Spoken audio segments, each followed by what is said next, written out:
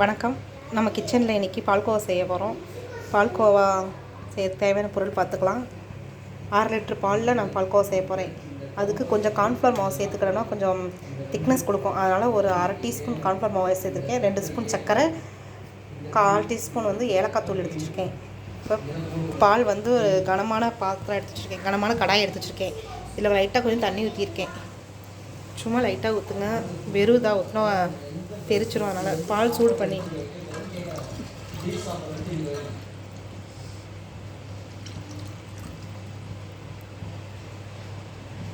பால் ஒரு கொதி வந்தோன்னா கைவிடாமல் கிளறிட்டே இருக்கணும்.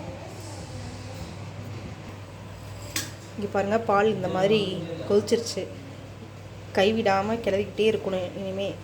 ஏன்னா இந்த ஓரமெல்லாம் ஆடை கட்டிக்கும். அதனால் இதெல்லாம் பார்த்து பார்த்து எடுத்து விடுங்க.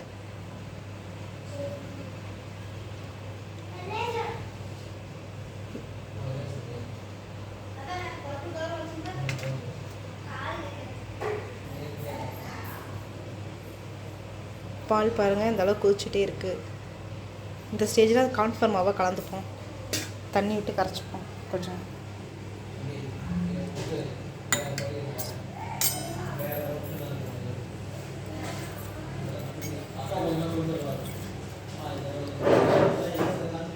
கரைச்சது இதை சேர்த்துப்போம்.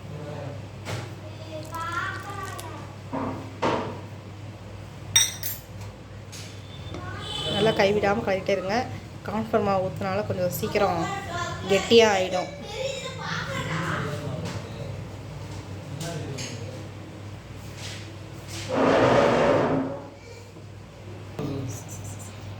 இங்கே பாருங்கள், 6 லிட்டர் பால் வச்சேன். இந்த மாதிரி சேர்த்தாச்சு. கொஞ்சம் நல்லா சுண்டிச்சு பாருங்கள். இந்த மாதிரி ஸ்டேஜில் சர்க்கரை சேர்த்துப்போம்.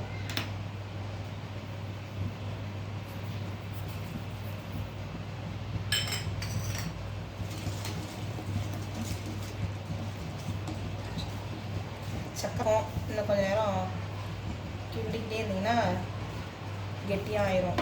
ஏலக்காய் தூளும் சேர்த்துப்போம்.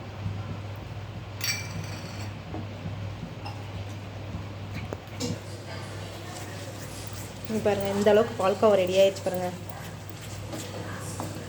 சீக்கிரமாக ஒரு 10 நிமிஷத்தில் பால்கோவா செஞ்சிடலாம். இந்த கார்ன்ஃப்ளவர் மாவு கொஞ்சம் கரைச்சி ஊற்றினா சீக்கிரம் பால் திக்னஸ் கொடுத்துரும். டக்குன்னு பால்கோவா அப்படி ரெடி ஆயிரும். இல்லைன்னா நீங்கள் அரிசி மாவு இருந்தால் கூட அரிசி மாவு சேர்த்துக்கலாம். மைதா மாவு கூட கொஞ்சம் லைட்டாக அரை ஸ்பூன் சேர்த்து ரெடி பண்ணிக்கலாம். சீக்கிரம் பால் திக்னஸ் தன்மை கொடுத்துரும். இந்த மாதிரி பால்கோவா செஞ்சு பாருங்கள். அடுப்பு ஆஃப் பண்ணிக்கலாம். கொஞ்சம் நேரம் சூடாகவே இருக்கும் கடாய், அதனால் கொஞ்சம் நேரம் கைவிடாமல் கிண்டிக்கிட்டே இருக்கும். 10 நிமிஷத்தில் பால்கோவா ரெடி ஆயிடுச்சு.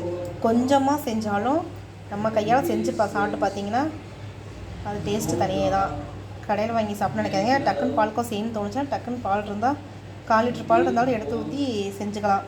கொஞ்சோண்டு கார்ன்ஃப்ளவர் மாவு அல்லது அரிசி மாவு சேர்த்து செஞ்சிங்கன்னா சூப்பராக சீக்கிரம் டக்குன்னு ரெடி ஆயிரும். இந்த பால்கோவா பிடிச்சிருந்தா நீங்கள் செஞ்சு பார்த்துட்டு உங்கள் கமெண்ட்ஸ் எங்களுக்கு போஸ்ட் பண்ணுங்கள். தேங்க்யூ.